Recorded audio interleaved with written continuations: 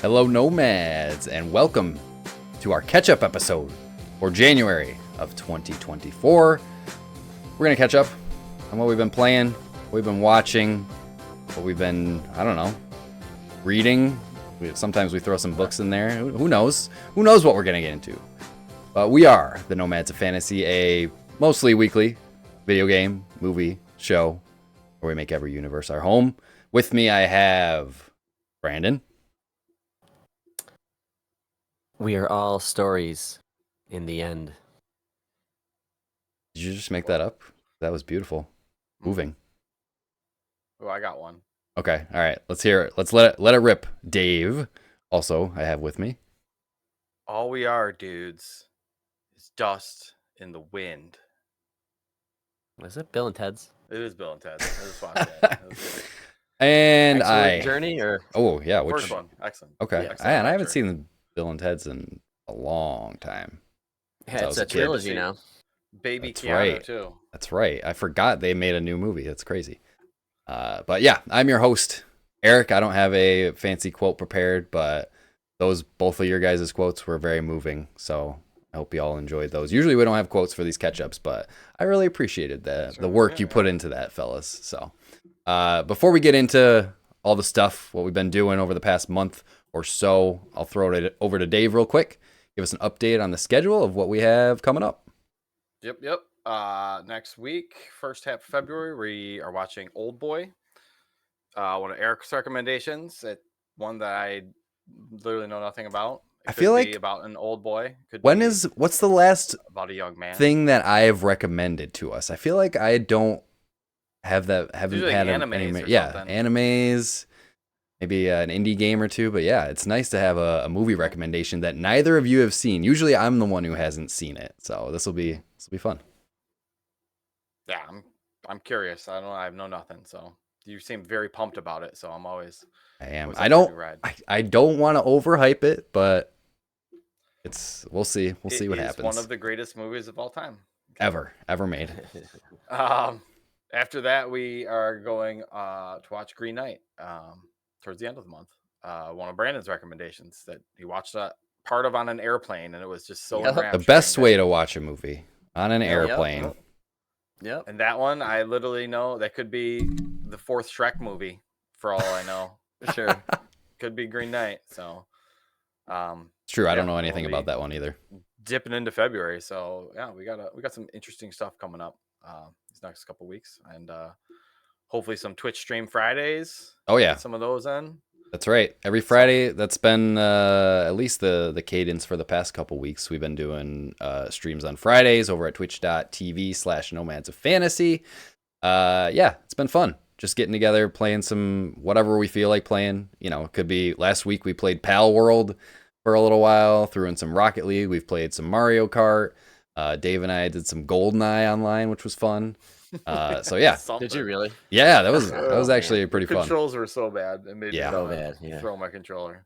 But yeah, it's fun over there. So that's kind of what we're planning to schedule. Just something every Friday night, hop on and play some games together. So hope you join us over there. Enough of that. Speaking of PalWorld, Yeah. Enough Let's get to preamble. Let's get to the real what we came here to talk I about. don't even know. I was gonna call it like the meat of the discussion, but PalWorld is not the meat of the discussion. It's more like I was playing it, and it was more like a junk food game. It's the like turn your brain sampler. off. It's the sampler platter of every other game that exists out there. It is.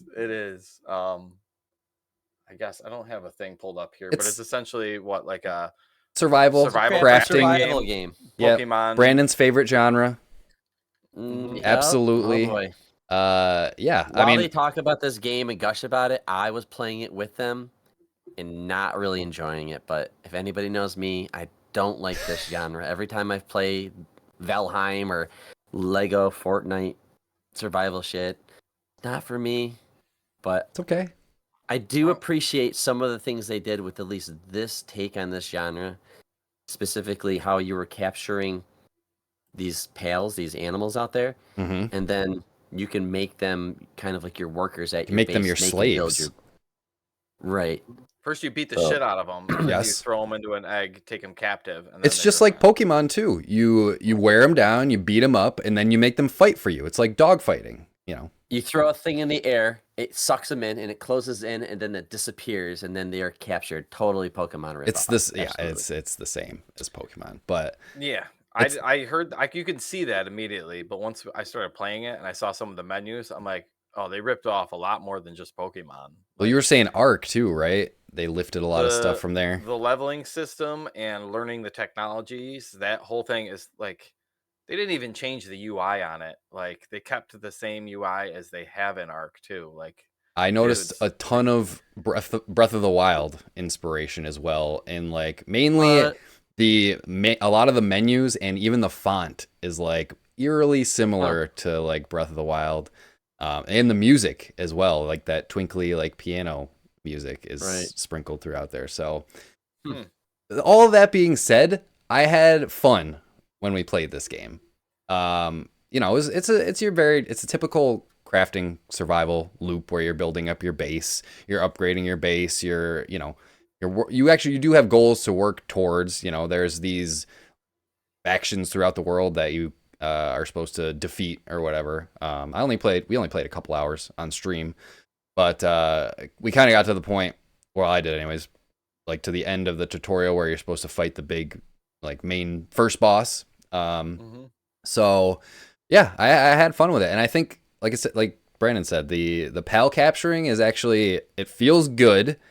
And like having them be able to fight alongside you and work for you and do all the mundane shit that you don't want to do in any crafting survival game, I think is a very big quality of life smart improvement that they made to this type of game. Because like you don't have to sit there and hold down X to craft 10 pieces of wood. You can just assign a PAL to it, and they'll fucking do it all day. I'm stuck on.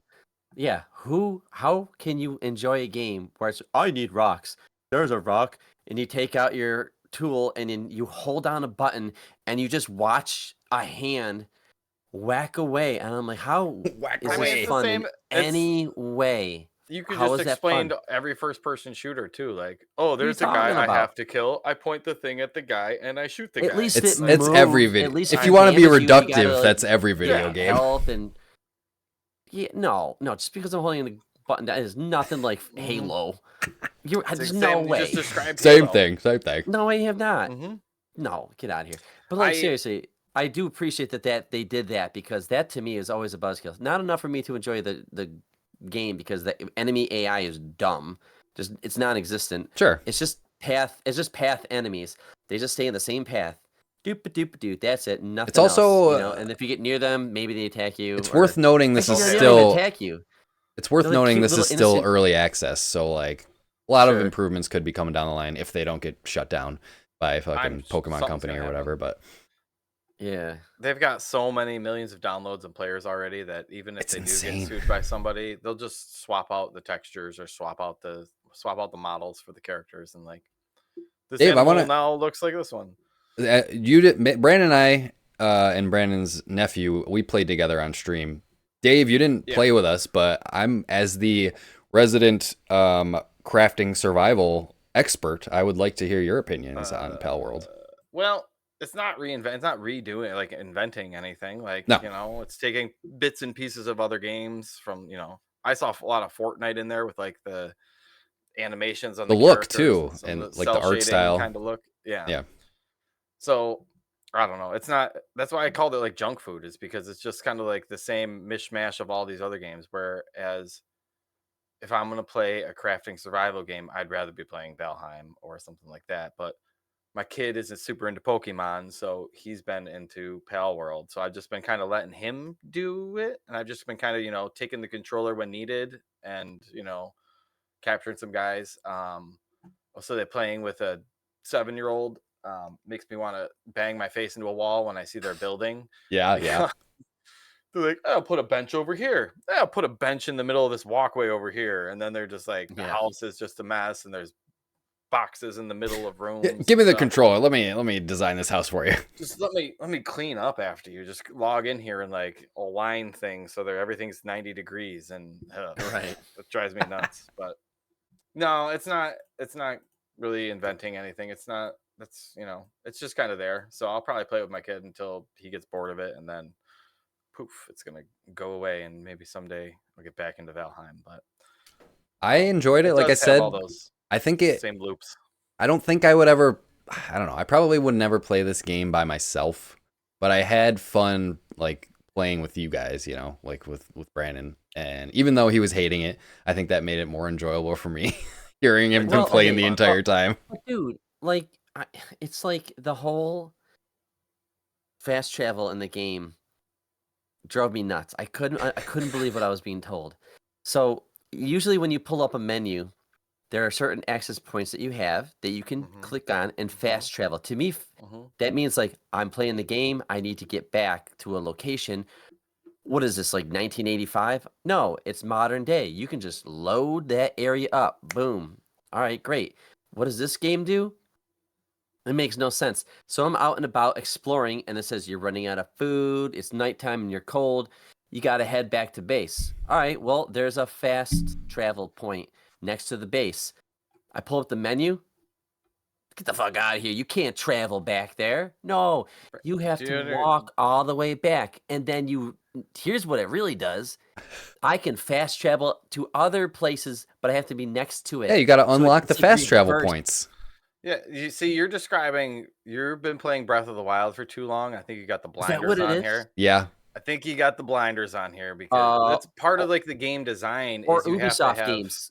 Far Cry and Assassin's Creed are also going to do that, where you can. Those are different genres. It's the survival element, like Dave is saying. Because you can't just fast travel from anywhere, because then where is the danger of going exploring when you can just press pause and just go, boop, I'm out of here. Right. You gotta have that danger. You have that what sense danger of, you were facing? They're just like, I don't know. Well, because you're going out and exploring, like because a lot of the map is pretty big, and like obviously it doesn't populate the map until you explore that area. So like the whole point of one of these games is to just pick a direction and walk and see what you find, but you might run into something that'll kill you, or you might run out of food or get cold or whatever.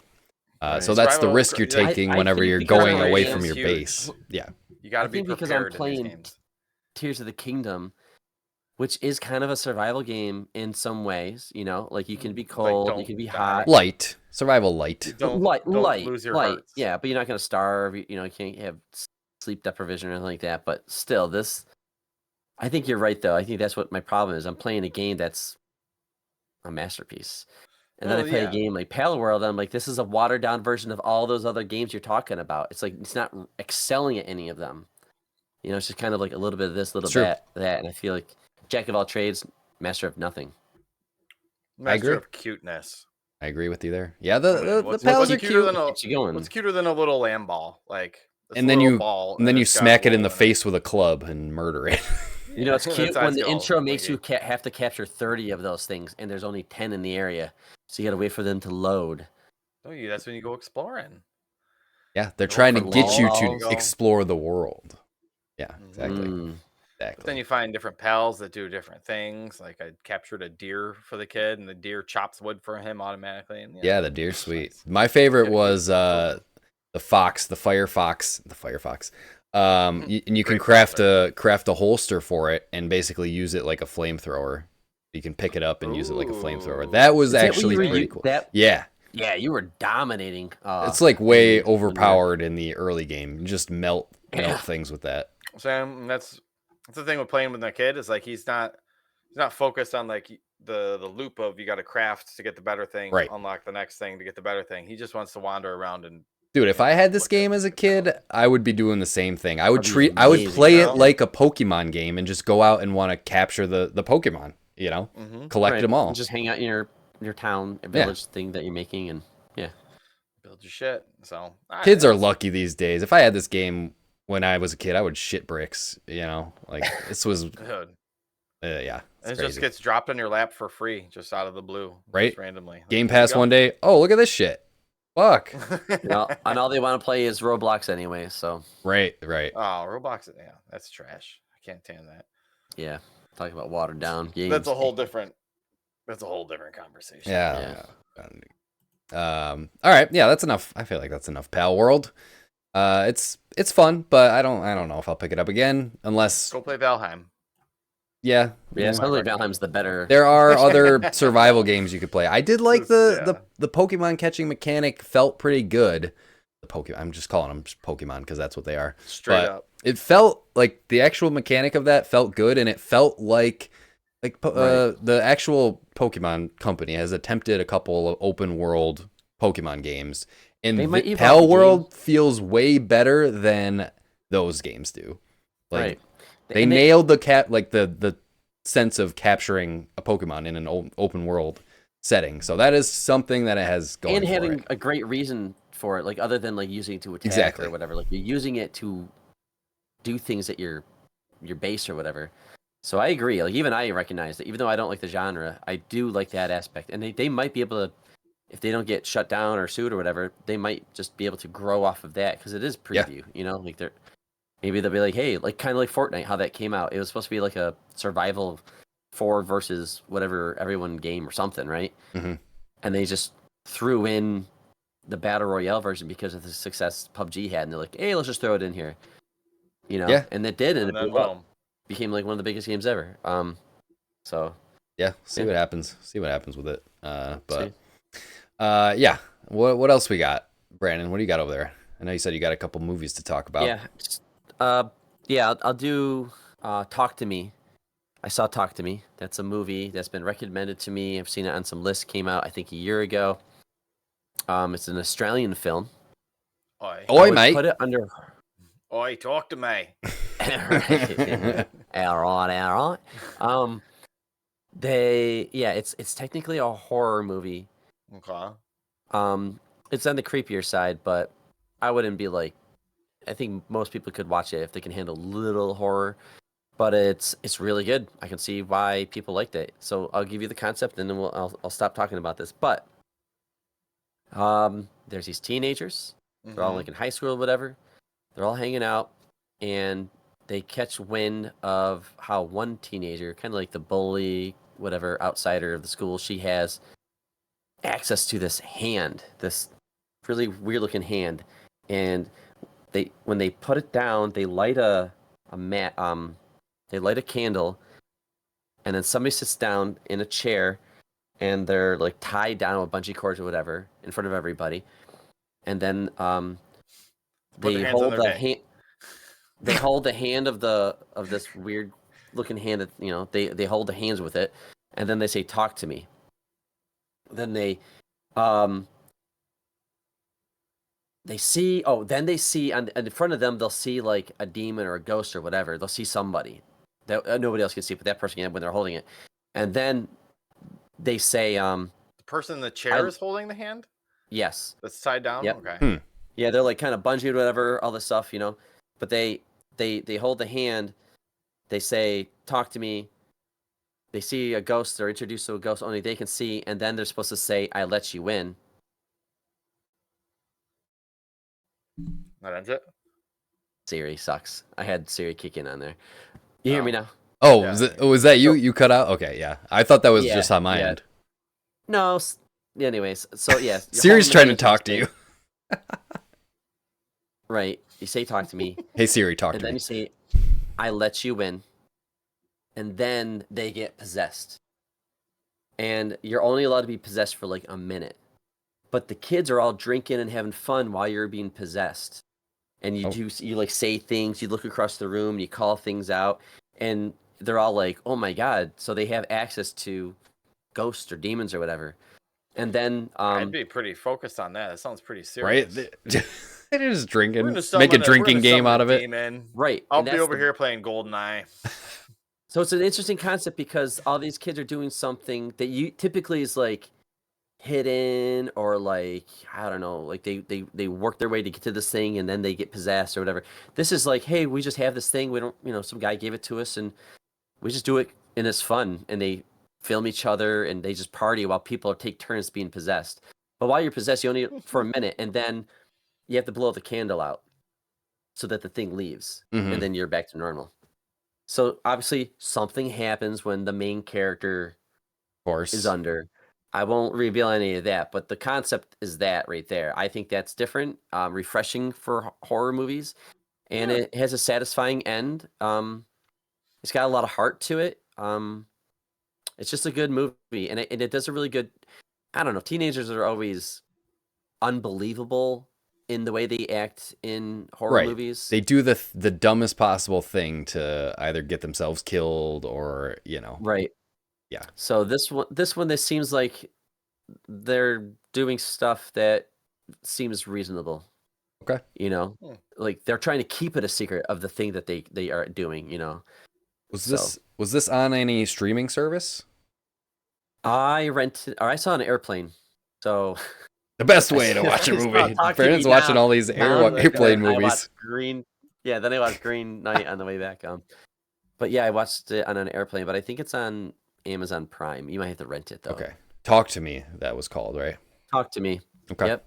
All right. Check have it that for you in just one a That second. sounds like Highly it recommend. sounds like an interesting novel concept. So It's still there's scenes in it that I still think about. I'm just like, okay. ugh, weird. So All right. You've got my Ew, interest it is peaked. on Mhm. Cinema, Fandango Cinema. I don't know what the fuck that is, but you can rent it on. That just doesn't about sound anywhere real. else. Right? That's what the internet says. So Talk to me. Dave, I heard you watched Dune. Did you watch the old Dune. one and the new one, or just the new one? Well, it started off with the game. Oh, The that Spice Wars game? Spice Mm. Wars game, yeah. on Game Pass, yeah. That got me interested in it, got me seeing the houses and shit like that. And then I was like, all right, the more, I don't know, I've never been a Dune fan or familiar with the franchise. Not a really, Dune but- guy. No, and I saw the new movie in theaters, and I was fairly confused because I don't. Was that your didn't know what- first experience with Dune, seeing the new movie? in the theaters? Yes. Okay. Okay. So then after the Dune game, I went back and watched the new Dune movie again, because it's on something, and enjoyed it a lot more. Like, because things are starting to make sense where there's the galactic intrigue of these houses trying to vie for control of the planet, spice, chosen ones, all that kind of shit. It gets me. Everybody loves that space story with chosen one. Once there's a chosen one involved, you're like, all right. But then I went back and watched the 80s version after I watched the new version. And man, dude. that one is a trip. Like they do some crazy stuff in it. The story is pretty close to like the new one. They broke it up into chunks for the new movies, which makes it Wait. feel better. Are the new movies supposed to be retelling the story of the old movie? Yes. Oh, I thought it was like Fair. a legacy sequel type thing. Except the new movie. No, it's Oh, I didn't the know new that. movie is broken up into like 2 or 3 versions, Yeah. whereas the old movie was just one. Okay. Right. So they who- take their who time. do you think- filming. Who do you think did a better job? Because I've seen part of the new one and I've seen the old one a long time ago. Who do you think does the better hand scene in the beginning act when he has to test himself? Because he'll die if he takes his hands out Oh. of that box. The new one Which- is better. New one is better. Yeah, Yeah. dude. Because the old one, it's like it's got to be late. I remember liking it back in the day, though. 80s. Hold on, let me find this one because. But there's like this thing where like the mother goes to the main character, the son, and says, "Put your hand in this box." And no matter what happens, you can't put your hand out. If you do, I believe you will die, is what she tells him. Oh yeah, shit. 'cause she's got And that's some, it. She's got some needle of poisoning stuff up to his neck. Yeah, that's what Oh, it is. sick. Yep. The first one came out in '84. It had Sting in it, but the characters are like cheesy, where they've got like these parted hairs and it's all like feathered, very '80s. It's futuristic. style, Oh, yeah. yeah, and some of the I give them props though, that old movie, they did some shit with some of the special effects and some of what CG they had back then, but a lot of the Sure. realistic effects on people's faces and some of the sets that they built and shit like that were pretty damn cool. But the new movie's got CG that it can spin off of, and it can make real sandworms that aren't puppets. It can make Right. they can go pretty balls wild. So it's just a trip to see those two back to back and just kind of see how far this has come. I don't know. I know people love the series. The Oh, book yeah, came out dude, in the people are hardcore about it. 70s, I believe. but there's multiple books, and I don't know how far they, Oh, I you know, thought how Dune was far it older. goes after this Atreides, House Atreides stuff. But you know, the new movie with Chalamet and Oscar Isaac in it, Jason Momoa, it's Zendaya, Rebecca Oh, it's Ferguson is the Cal mom. Drogo's in it. He's got long hair in it, right? Yeah, and he looks exactly. He's like The Rock. Oh, you gotta look the same in Oh, everything I do. Momoa. Yeah. Yes. Yeah. Yeah. No, I thought he was fine in the movie. He's, you know, he's just he's a good- war, he's a soldier. So The soldier, that's what it was. Yeah. Yeah. but the old one had like Sir Patrick Stewart in it. Like Oh, I was yeah. not ready for that. A young Sir Patrick Stewart who still looks like he's like 50. Or he Right. probably was I like mean- in his 30s or something, but like the dude's came out of the womb bald and he never sprouted a hair on his head. Like, but that dude, you know, it was, you know, cool to see that cast put together. Sting is just in there just because we wanted fucking Sting in our movie. Like he's Why not? barely in it, just so he can take his clothes off later and show his shredded Sting body. Dude is a little too skinny, but that's a whole other story. No, that's cool. Dune is an interesting franchise. I kind of wanted to get it in because the new one's coming out soon, so trying to stay up on my Dune so I can be All fresh. right, Dave, all you've done is told us that you've watched Dune. What is so special about Dune? Like, I don't know. Why would somebody listening to this I care don't though? know. Yeah. Like that's What my does make problem. Is Dune I want special? to like it, and I think it's boring as fuck. I'd I'm in stop the- watching. well, the I haven't videos. even attempted it's to just watch it. sci-fi stuff. Just like- sci-fi stuff. Once I played the game and you kind of figured out like the houses and like there's a galactic currency of spice and all that crap. Like it made It's it about a the little interesting. lore of the world, right? Yeah, that's what I'm saying. It sounds like I the lore and guess. just the world building is what. It's not necessarily the story. It's just the world that it takes place in. People The new seem to vision, like this, the story in the new version, I think is told a little better. Where they're, you know, I don't know. I had to watch it the second time I watched it. I got a lot more enjoyment out of it because I knew that, you know, what happens to House Atreides and why it happens. And Are they the like, good whole guys? story. Yeah.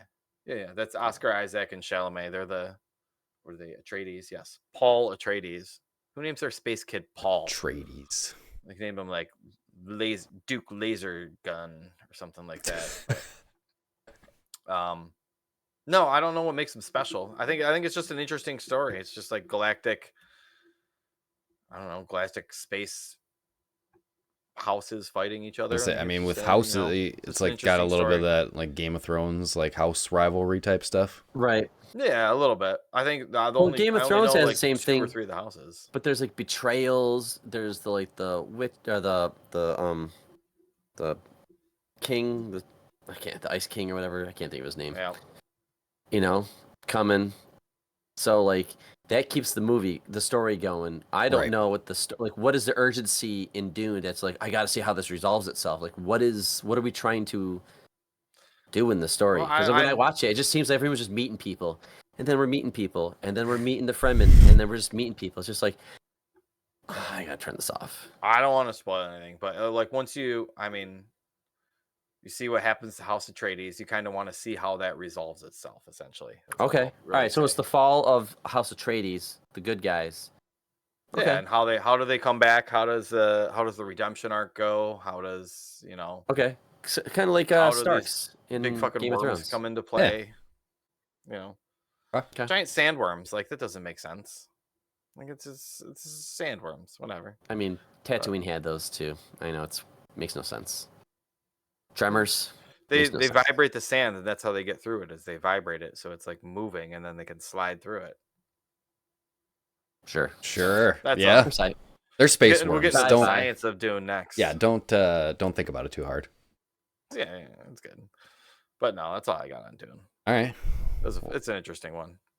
I've been interested, but I don't know. Like Brandon, I haven't had enough I haven't heard enough about it to like want make me want to leap With in. the new So Right. new movie. Somebody says coming Game out, of Thrones. They're like, you got to see it. The Red Wedding alone. Right. The Red Wedding. Well, that sounds. What is that about? right, I You know knew what like I heard about that even before I started watching the show. I'm like, oh shit, I can't wait till I get to this because everybody talks about it. Right. I've never heard that with Dune. You got to Yeah. see Dune because this. I just hear It's a thing that people like. If you like sci-fi, people like Dune. I'm like, okay, it inspires it's a people, but I just space story. And it's streaming on fucking tons of stuff. So if there's I think any, so. if there's a time to jump in, you might as well. Part 2's Get coming it out now. soon, right? Yeah, part 2 comes out in just like a month or two, I think. Yeah. Sometime Cool. this summer. Cool. Great director. He did the Blade Runner sequel. You know, guy's really good. Well, it's on Netflix, Max, TNT, TBS, rent it anywhere. So everybody's got Netflix. Just watch it there. Well, I got a big one to talk about. Let's get this bad boy out of the way. A Big big boy. one. Okay, what is this? Prince of Persia, The Lost Crown. Oh, The new Prince of dude, I was Persia playing the game. demo last night. It's really good. So I played the Might- demo on stream a couple weeks ago, which I played through that whole thing, and I'm like, wow, this game's fucking good. I love Metroidvanias, and I haven't played a good one in a while. So Right. I saw like the Ubisoft Plus. This is on Ubisoft Plus, which is Ubisoft's subscription service, basically the same thing as Game Pass. And there's Xbox integration with it as well. So I'm like, I really want to play this game, but I don't want to buy it full price. So I'll subscribe to Ubisoft Plus for a month, $17.99, and I can play it. That, Eric. You're a fucking genius. I'm gonna do that. So I'm playing it through Ubisoft Smart. Plus. And they have a ton of games on there too, like all the Ubisoft, all the Far Cries, all the like. There's the Crew Motorfest, which I want to check out too, which is like their version of Forza new Crew Horizon. Yeah. Yeah. So, but yeah, Prince of Persia: Lost Crown. It's a Metroidvania. Like I said, I don't really have a big history with the franchise. Like I honestly don't think I've touched any of the other games, but you don't really need to for this. Yeah. Like I like its roots though was like that genre though. It was, platform. It was like Yeah, action how it adventure. Tradition is a originated, 2D game. Right.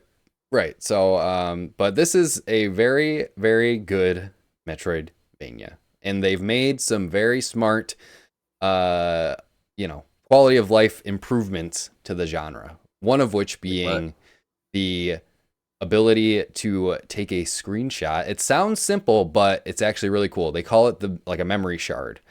So you can memory shard. So in a Metroidvania, typical, you come across a door or something, you don't have a power up to either get up to somewhere or open a certain door or whatever. So you leave and come back when you have that power. But a lot of times you look at your map and you say like, oh, why didn't I explore that way? Why couldn't I go there? And then you go back and you're like, oh shit, that's right. I don't have the power up. All the time that happens. But in this game, you can simply press down on the D-pad and it will take a screenshot and put it on your map screen so that you can view exactly that location where you took the screenshot and be like, go on your map, you see this marker, look at the screenshot and be like, oh, that's why I couldn't go there, because I don't have the double jump yet. Yeah. It's so smart. So fucking smart. That alone is like, if you're at all interested in the genre, like that is a huge quality of life thing. And totally agree. they also have a exploration. They just added that to PalWorld. Did you hear that? Ability, The screenshots. Next DLC, they're adding that to PalWorld. They also have an exploration versus a guided mode, which so far the only difference that I've seen is the guided mode puts like the main objective marker actually on your map, so you can sort of work your way towards it. The exploration mode sort of makes you kind of figure it out, which direction you're supposed to go. But I put it on the guided mode because I, as a avid Metroidvania player, I'm the type of person who will explore every path possible until I have to go to the next main objective point. So knowing which direction the main objective is in allows me to explore every other path that I haven't explored yet. Not to go. Exactly. So I know where not to go yet, and then I'm like, okay, I've exhausted all my options here, so now I can progress towards the main quest. So like, it is really, really cool. And it's a really good demo too. Like you get a good chunk of the game.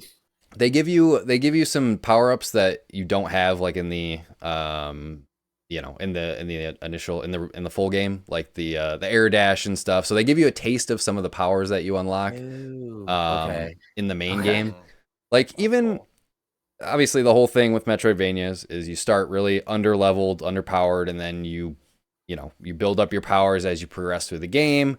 That's kind of the whole hook, is kind of stringing you along to that next upgrade. Like what power am I going to get next? But, even when you start out this game, I feel like you don't feel weak, I don't know. The upgrades that I've gotten so far are more like supplemental, like the air dash, like I was saying. I've played like, I don't know, 4 hours of this game so far.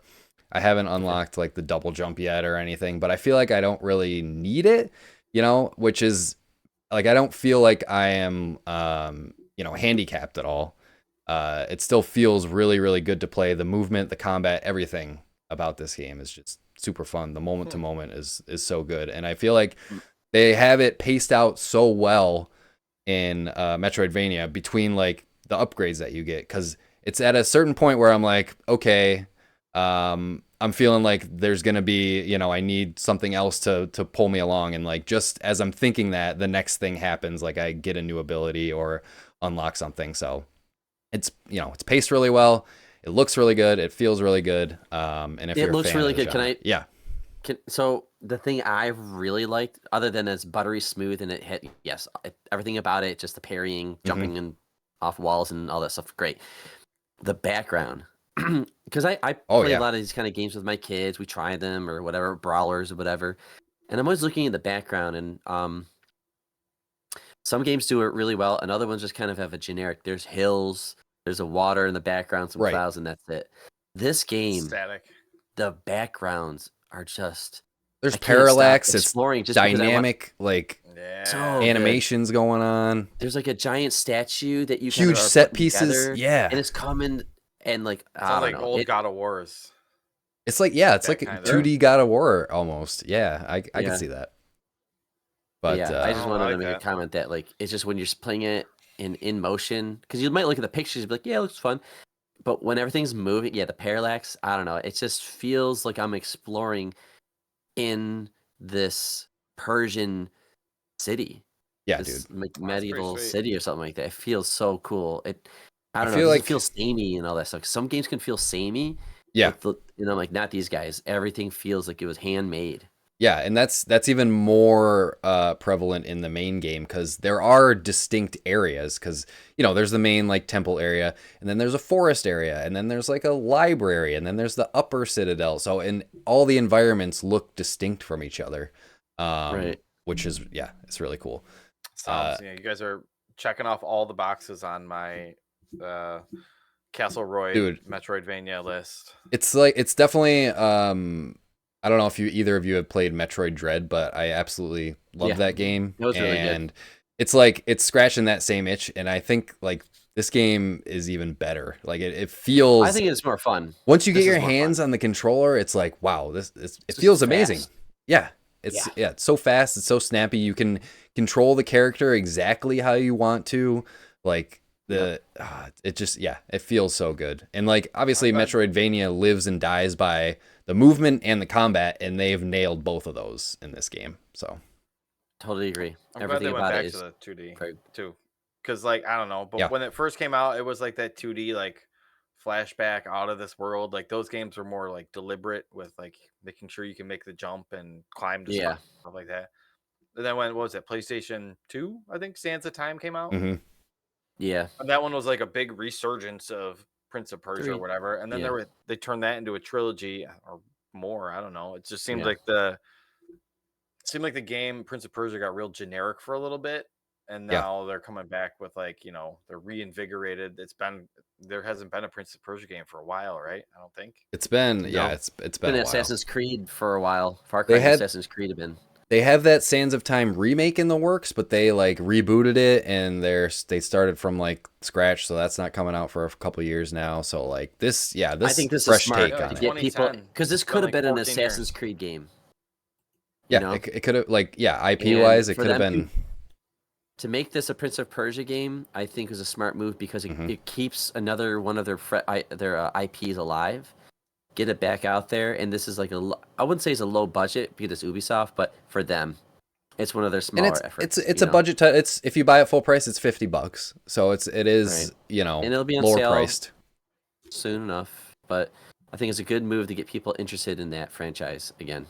The Ubisoft Plus thing is huge though, because I mean they do Ubisoft releases most of their, if not all of their games day one on their service. So like, okay. I Nice. saw this game was on there, and I'm like, I'll subscribe to that for a month or however I'm long gonna this do takes that. to beat me and beat it. And I'm like, I'm loving it. So, and it's cool that they have the Good move. Xbox integration right there as well. It works like Game Pass. Once you subscribe, you can just scroll through the library of Ubisoft games and download them. Right. I'm curious because they did make a couple 2D Assassin's Creed games, and I'm wondering if Yeah, they were like, good. I have them all. are Yeah, they the They have them for decent? free Chronicles, the on Chronicles Are Game they Pass. games. anything like this? I mean, they're just I know Yeah, they're 2D just Assassin's Creeds. dialed back a little bit more.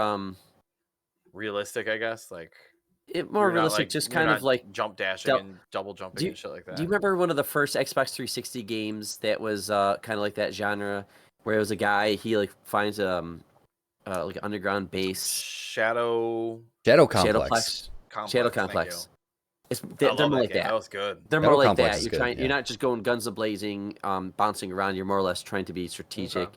You know, hide in curtains. Somebody goes by, then you come out and kill it. So it had more stealth. This game, this guy's like John Wick with swords. Dude, yeah, you're Everything comes you're at doing him, air you can just combos, you're parry it. jumping around. Oh, yeah. Yeah.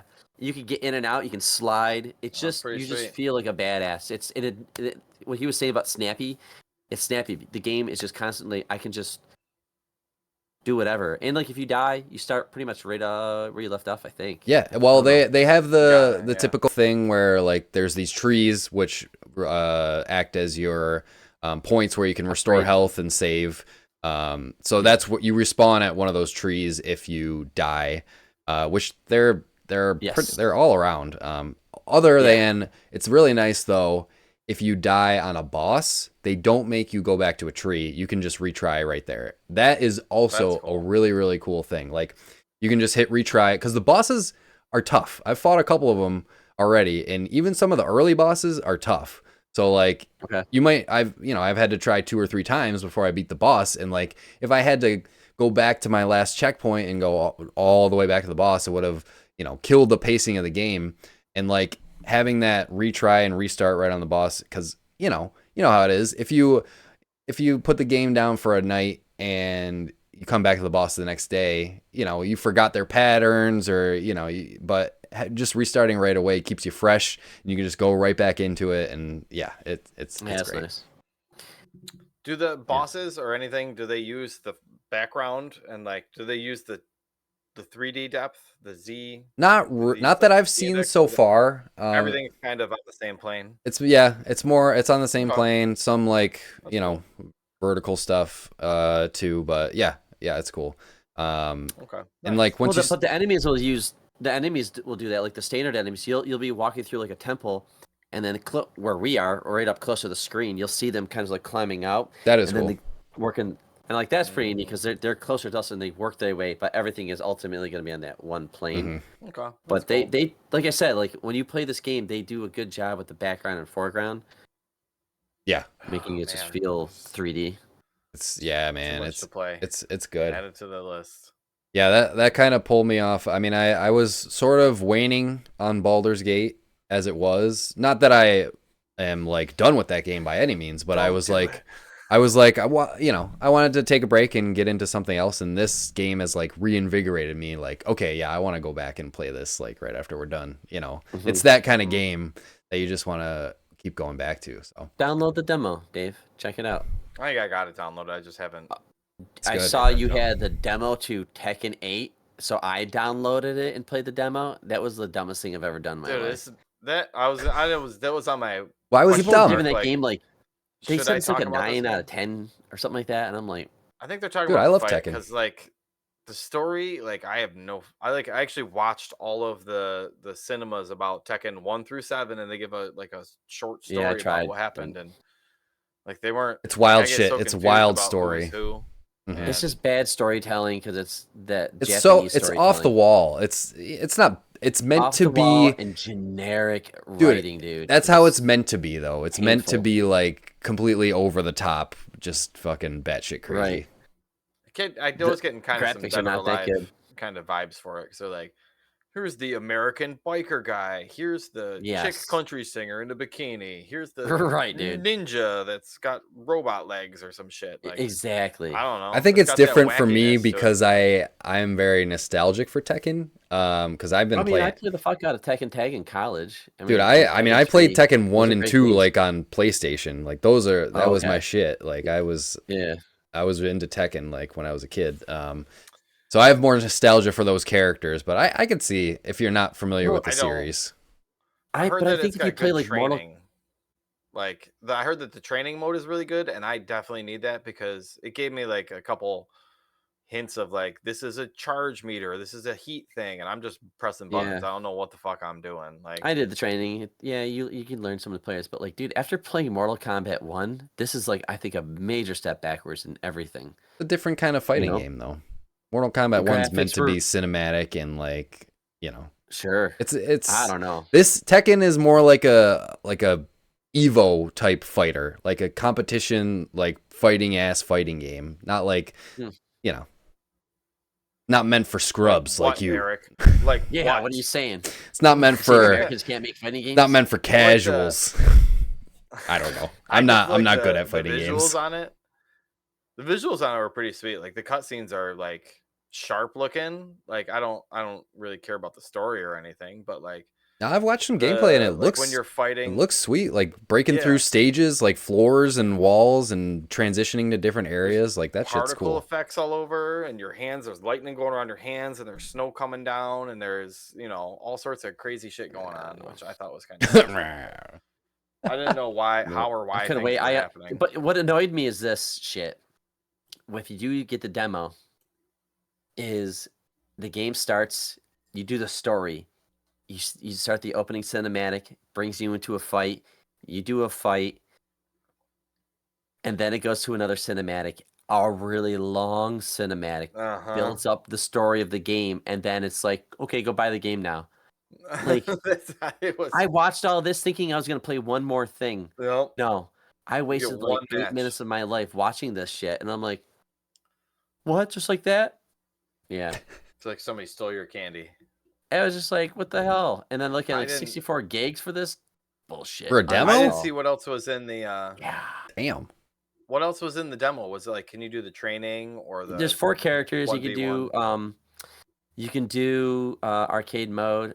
You can go against a computer and they can be any character. Okay. So I played against some of the characters you can't be. I went and did that weird arcade mode where it's like you go to an arcade and you have a little me character, and it was just reading. I'm just constantly like skip because it's ridiculous. Japanese games love their pop-ups. They just love That's to pop true. things up and tell you something. I'm like, can I just play? And then when I went to the Ubisoft game, we were just talking about the Prince of Persia game. Mhm.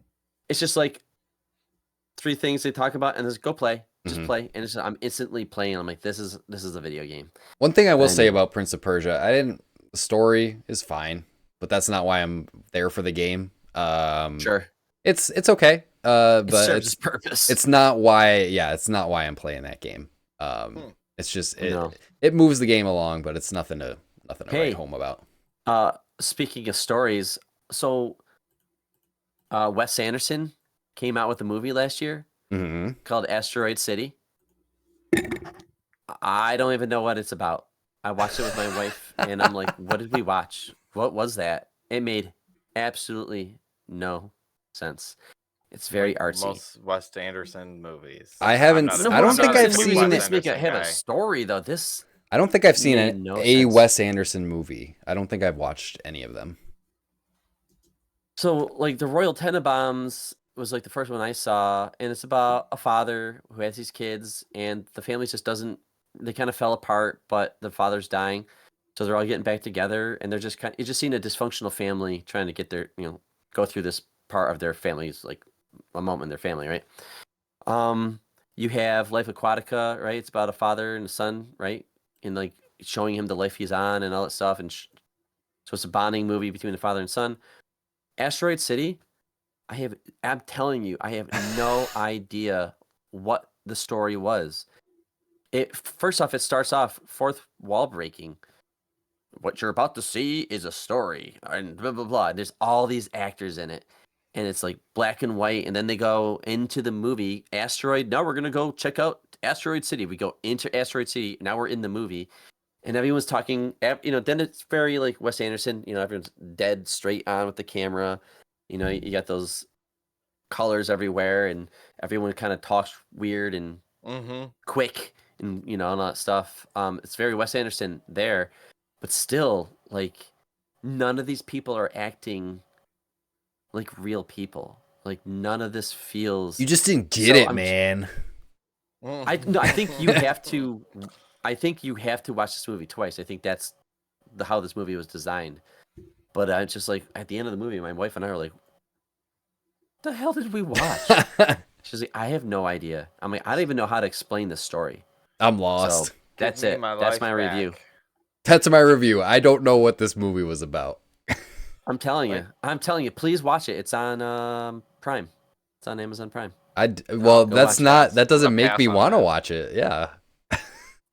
Most of the stuff I haven't gotten into. Like, I've even tried watching Isles for Dogs or whatever. It was like a claymation movie with the kid, and like that one was just fucking weird. And I know they've never really. None of them ever really spoke to me. Like, I want to watch it. So Asteroid City got a lot of buzz, and that's why I wanted to watch it. It's got what's the best one? Like what's the Grand Budapest Hotel? Isn't that one supposed to be good? That one, that's the last one I watched, and when I dropped out on. But it's supposed to be. I thought that was supposed to be like one of his best ones. Maybe Rushmore, was it Rushmore supposed to be good? That's his first one, I think. Second. What was the first one? Rocket was his first. Oh, I didn't even heard of that one. Okay, Wes Anderson definitely has a style. Right. That's the only thing I know about him. If you like them, you probably will like all of them. But I'm just telling you, watch like the opening 20 minutes of this movie, and then report to me what you saw, and explain it to me, because confusion is probably going to be my answer. But it's very fourth wall breaking and all this stuff, and I'm just like, what are they trying to tell me with this story? So weird. Yeah. But I did see a movie on Netflix called Don't Worry, Darling. And that was interesting. Olivia Wilde made this movie. Okay. And it just feels like a 2-hour Black Mirror episode. Wait, is that the one? On it. Is that the one with Harry Styles? And Chris yeah. Okay, I watched like half of this movie and fell asleep. My wife really wanted to watch it, and we watched it, and I fell asleep. But I didn't hate what I watched. Yeah, it's just a slow burn, and I mean, it's not a perfect movie. I think people are being a little harsh on it, but I think it's if you like Black Mirror, it feels like Black Mirror. There's a good mystery. It's cool, It's got a fun soundtrack. That's all I can really say. Is it's a good movie. It's people are just kind of shitting on it, but it's worth it. I always see the cover of it, and it shows Harry Styles and some chick like in bed, like face to face or whatever, and I'm like, it's a goddamn rom-com. That's. I think that's the girl from. That's the woman from Midsummer. Oh God. Oh yeah. She got out of the Scandinavian cult, and she. Yeah. Harry. Yeah, you just follow her, and something's going on with all the men in town. The women are all just kind of stuck in this town, in this village, and they just kind of got to please their husband, and just you're like, what is this? Was it Stepford Wives or whatever? Like, what is going on here? So there's a mystery. One woman starts like saying weird shit to all the other women, and then, so that's it. I can't really give anything else away, but just watch it. You'll. I think it's a good movie. I think Jen watched the rest of it. It's not a rom-com. No, it's not. I think Jen either she watched the rest of it or she looked up the synopsis and she was disappointed with the ending. I guess I don't know I don't know the ending, but I don't know. Right. I don't know. Were you happy with how it ended? More than meets the eye kind of thing. Okay. Is going on. You just have to figure out what is going on. Dave, what's Nemesis?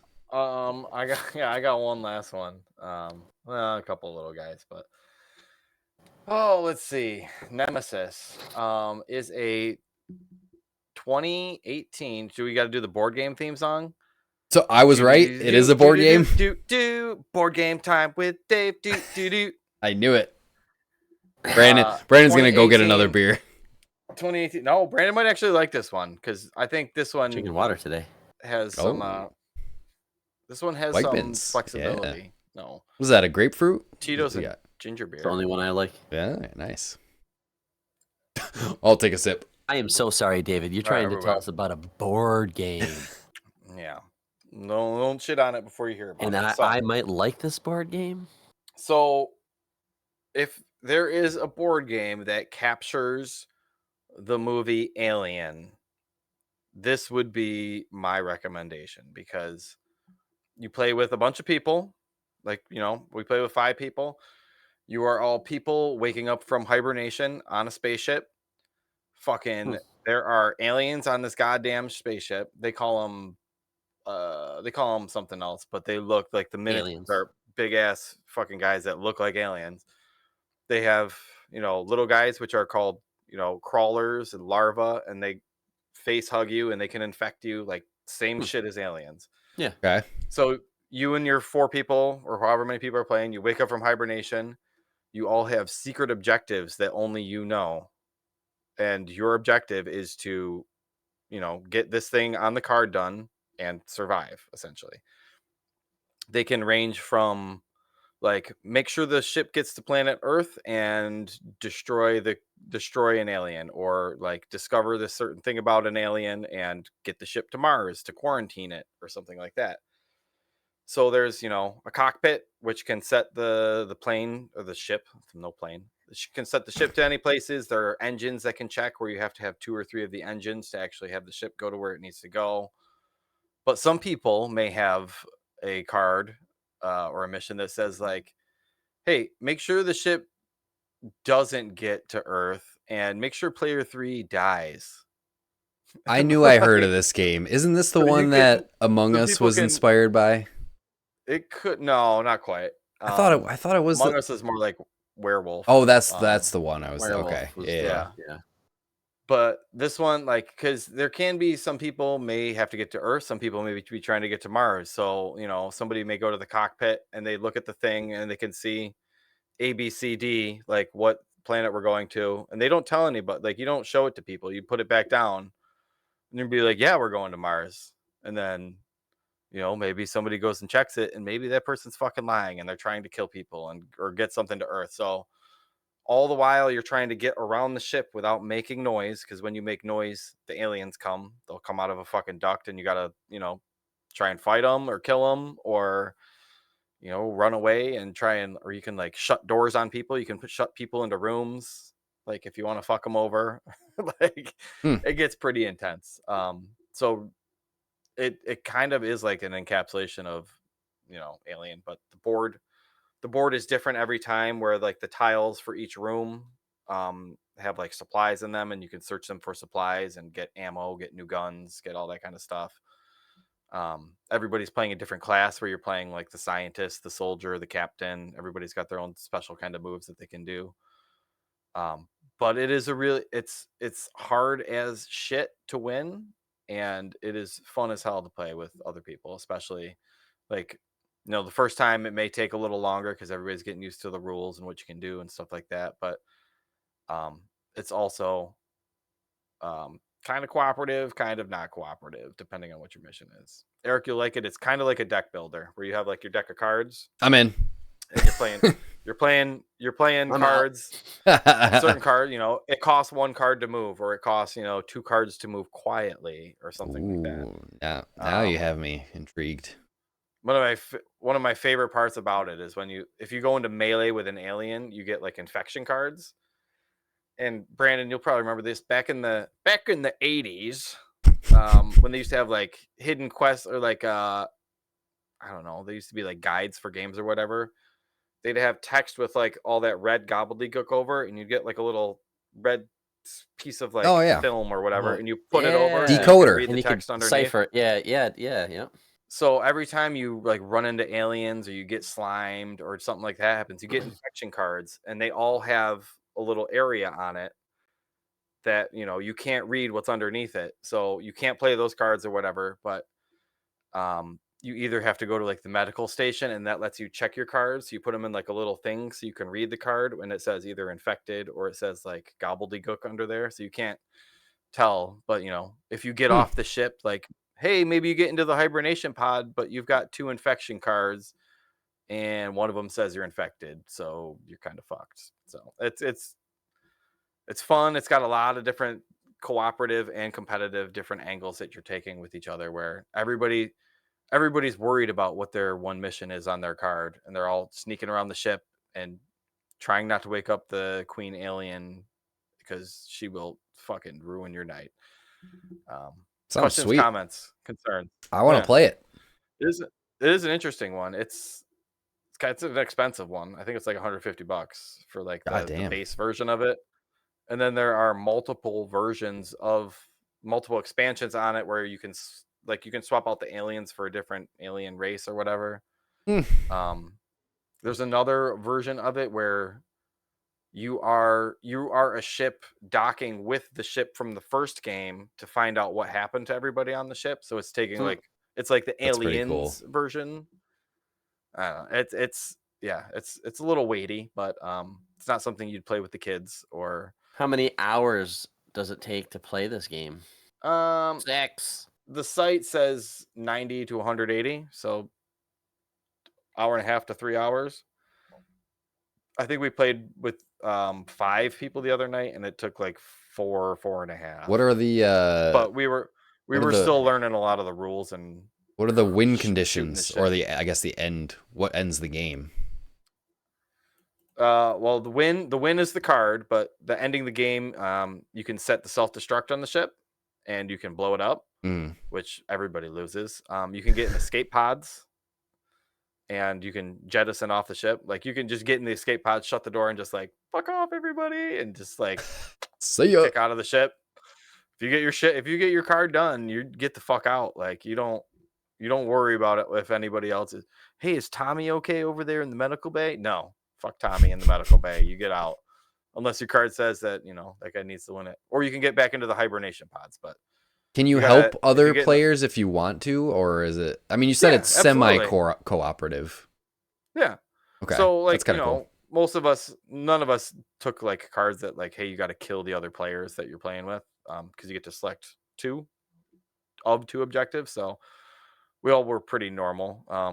Some people had to like, make sure the ship was going to Earth and destroy the egg nest or something like that, and stuff like that. But yeah, it's either hibernation pods. If you get in the hibernation pods, you have to be going to Earth, and engines have to be on, because if the engines are off, you're fucked.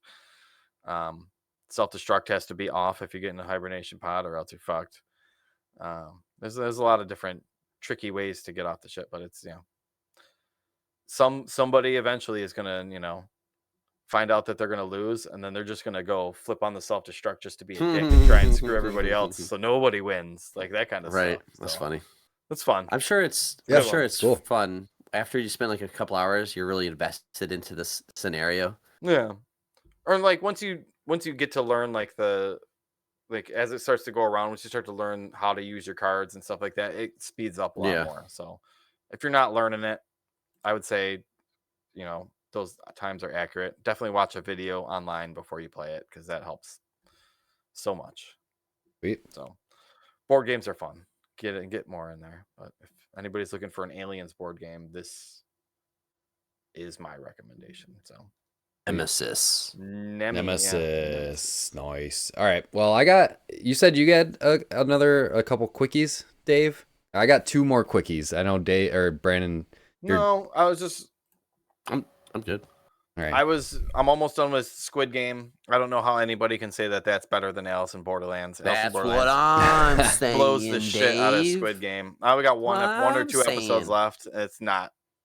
You don't have any connections with the characters. It's just like random people with numbers on it, and like, I don't give a fuck if this guy dies. Like, I don't need to watch it then, right? So I can just. I mean, you can, and then you'll. I think you should watch it. I think it's good. I just think that I love Alice in Borderlands, especially just because the last season and the so weird. Good. Season 2. Oh yeah, I know. I'm like, give me a season. I want 3. more. Come on, do it. Yeah, I think they said that they're working on it. I mean, They And they're left it past on a cliffhanger, you know. So they're past the manga too, so it's all new stuff there. So Okay. it's interesting Yep. to see. that is cool. That and I started reading the Silmarillion, which What that is is some that? thick ass. That It's the is Bible of the Lord of the this- Rings. Oh, basically. I did not know. Okay. That's a good way to put it, Brandon. I started like reading they're- it, and they're There was the one, and then he thought, and So, in like, that thought, he in wanted the this, and lore, he it's started like creating other gods. the gods and the gods of yeah. Lord of the I'm Rings. in the thick of that stuff right now, where he's like, yeah, he's talking about the one, and he's like, gods are making music, and he likes this music, and you can tell that like the ones that make like the harmonious music are going to be like the good guys, the ones that make like the loud discordant music, but they're making music, but those are going to be like the They're doing what they show, so they're like the devil. So like, yeah, they're like Morgoth and all that stuff. So they're I could see how people get into it. I'm not to any of the interesting parts of it where they're talking about rings of power or any bullshit like that, but it's interesting to kind of start to see like what he was thinking about way back. Like the first preamble of the book is a letter from J.R.R. Tolkien to some other publisher guy, and he's kind of just explaining like, yo, there's a lot of shit going on in here. Like, check this book out. Like, Is it true that he started that first before The Hobbit and Lord of the Rings, but he never I don't- finished it, and then in the later years he was kid- trying to work on it? I think his kid ended up like compiling all of it and putting it all together and Okay. releasing it. Because I think he had all this stuff written at some points in various states of finishedness. Well, whatever. They just say it's like the first book he started is the last book that he worked on or something like that. Yeah. No, it's So that, but it's interesting, but we'll see how far I get into that before I get bored and Snooze. Yep. That's it. What else you got, Eric? My two quickies. I started getting really into a mobile game again. So I always gotta have my game in the morning when I have my coffee. So I was really into Slay the Spire for a little bit, right? I'm now talking about it on the show before. It was one of my top indie games on our indie game episode. Into the Breach is on Netflix games. Yeah. yes, I I saw that. Fucking Game is fucking almost great. love got that it. game. I've never played it. It's so Dude, it fucking is- good. If you like, turn-based strategy games, it's more. I feel like it is a turn-based strategy game, but it's more like a puzzle game because you know exactly what the enemy is going to do. You know exactly what's going to happen on every turn. You just have to figure out the best way to navigate it. And that's what I love about it. Because, like, every turn, you could spend, I don't know, 5-10 minutes just staring at the same screen, figuring out, like, oh, I could do this. But then my mech will get hit, or I'll lose, some civilians here, this building will get smashed. I could kill these two aliens, but then, these people would die. So it's like, it's figuring out how to minimize the damage to the grid and your mechs, and to also, there's objectives for each mission, whether it's kill, 7 Vec or block 3 spawning Vec, or, collect the time pod or whatever. So, like, there's objectives you have to balance, there's protecting the grid you have to balance, and there's also making sure your pilots don't die. So you're sort of balancing all of that and figuring out the best moves to make, because sometimes you have to make tough choices. Like, I don't want my pilot to die, so I'm going to sacrifice some of the grid because I know I can get some back later, So it's those tough choices that you have to make. And I am all in again. Like, it is my morning game. That works well on your phone? Because I downloaded that. Dude, like it works so good. It works better on my phone than on a controller, because, like, you can just tap everything. Tap where you want your mech to move. That's a good idea. Confirm your attacks. Like, it's so good. I played it on the Switch for a while, and that's where I was playing it too. That's touchscreen. It's on sale right now for $7.50 for this. It's an amazing game. I've said this before, but it's like one of the perfect video games in my opinion. Design wise, like just it's amazing. It's great. I mean, you may not like this genre, but like it's if you are into this sort of thing, it's the best of its kind. I would look up our indie spotlight that we did. Yeah. We each did 3 games. I think it was 3 games. Dude, I thought it was like our top 5. Maybe it was just 3. But But Okay, it might be might 15. I think it was our total. top 5 It games. might be top 5 then. Yeah. Mhm. But that's a great because the variety of games that we had in that mix was really good, and I do remember you talking about that in depth. So Yeah, man. Yeah. I'm into it again though. Like having it on my phone is so convenient because, like I said, drinking coffee in the morning, sitting on the couch, playing that, sitting on the fucking toilet, taking a shit, playing it. Like it's great, great, man. So I'm into that again, and also my last thing, I started watching Better Call Saul again. Ooh. So like Breaking Bad is one of my favorite shows of all time. So fucking good. But Better Call Saul is like the prequel to that, if you don't know. That follows Saul Goodman, or Jimmy McGill is his real name. And I tried, when it first came out, I tried to watch it. I only got through like the first season and stopped for whatever reason, but I've been hearing, talk about it, and it wrapped up like a year or two ago at this point. Yeah. So I wanted to, it's always been on my list, and I finished some anime that I was watching, so I needed a show to fill my void, because like I have it's usually like my wife and I have a show together, which is like Ted Lasso, and then I have my own show that I'm watching, and that's Better Call Saul now. So Okay. I'm watching that every night before bed. I'm through the first season, and I've only been watching it for like a week, so I'm blowing through it, and I'm loving every minute of it. It's great. I'd say, if you liked Breaking Bad, you'll like this show. A lot of the characters. Saul's my favorite character on Dude. Breaking Bad. Yeah, have you watched Better Call Saul? No. Well, what are you doing, dude? It's so good, dude. I'm telling you. I should watch it. I just felt like I feel like it would be a watered down version of Breaking Bad. It's not. The Breaking Bad was so good. It's not. And like they do. I'm only through the first season, but I've heard from everybody that's watched it, it gets better with every single season. And I like the first season. The first season's really focused on, Jimmy getting his career off the ground and how he got into law and his backstory too, his shady past, all that stuff. So it's good. It's cool to get a backstory on him. There's some returning characters from Breaking Bad, but they feel like they make sense. They're not just sort of shoehorning them in just for the sake of it. It makes sense to the story because you get a lot of background on like Mike Ehrmantraut and like some of these other characters. So, and it makes sense how they interact with Jimmy and stuff. So yeah, it's great. I'm loving it. So I'm gonna keep watching that. That's my new show. But that's all I got. Sounds interesting. Yeah, dude. If I've never seen Breaking Bad, so like that's the wow, dude. I'm the Huckleberry here. Man, and I know. You gotta. I've heard it all. It's one of the most perfect shows in my book. It doesn't overstay its welcome. It's 5 seasons, knows when it needed to end. That's it? Yeah. I thought it was like 8 or something like that. Nope, it ended when it needed to end. Like it didn't overstay its welcome. One of my favorite television shows. Just a good. Matt Dealer's can only live for so long. Was that right? I said Matt Dealers can only really live for so long. Sure, but that clock is ticking. You don't even know. But it's all about the villains. The Breaking Bad is good because I think of all the villains that you meet. Well, it's also Carlo blew up, right? It's the morale choices and the morality of everything. That's what it is. My name. Right. Yeah. Right. Yeah.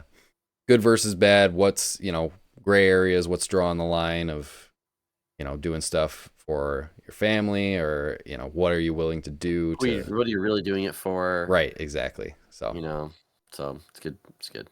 Good TV right there. But yeah, that's all I got. You guys are good? Good. Yeah, let's get out of here. Great. That was a lot of stuff. Catch up on a lot of good stuff, a lot of stuff I'm excited to keep going on. A lot of stuff that I'm excited to check out. Like Talk to Me, I think I might check out, because that actually sounded really interesting. So, and if we ever have a board game night, Nemesis, I'm definitely interested in that too. So, all sorts of good stuff. Yep. But yeah, if you want to share with us what you've been watching, playing, you can join our Discord, the nomadsoffantasy.com/Discord. You can contact us on Twitter, Instagram at Nomads of Fantasy, at the Nomads of Fantasy on TikTok, youtube.com/@Nomads of Fantasy, and of course, twitch.tv/Nomads of Fantasy. For our streams, like I said, we're going to be doing Friday streams, just doing some games, whatever we're feeling like. We have to decide what we're going to play this week. When we're recording this, that'll be tomorrow. So having something on the table for tomorrow, but should be fun. Grab bag it. Yep. For all your other Nomad needs, you can visit the nomadsoffantasy.com. I feel like we haven't promoted What Map in a while. Whatmapgame.com as well. That's still going strong. So check it out.